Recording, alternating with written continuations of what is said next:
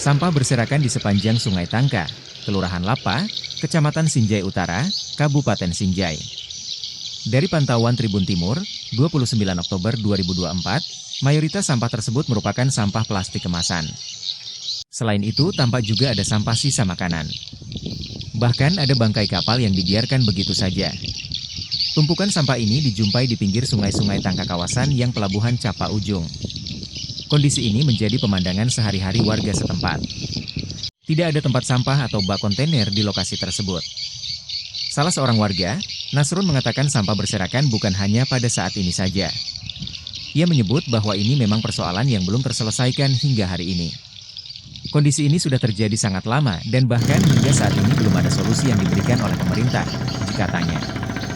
Nasrun berharap agar pemerintah setempat mencari solusi untuk warga agar sampah ini bisa dibersihkan. Pasalnya sampah tersebut sangat mengganggu kenyamanan warga setempat. Kita butuhkan solusi, bukan imbauan jangan buang sampah. Apa solusinya supaya kita gak buang sampah sembarangan, ujarnya. Sementara itu, Kepala Dinas Lingkungan Hidup dan Kehutanan, Musofwan Sabirin, yang dikonfirmasi belum memberikan tanggapan.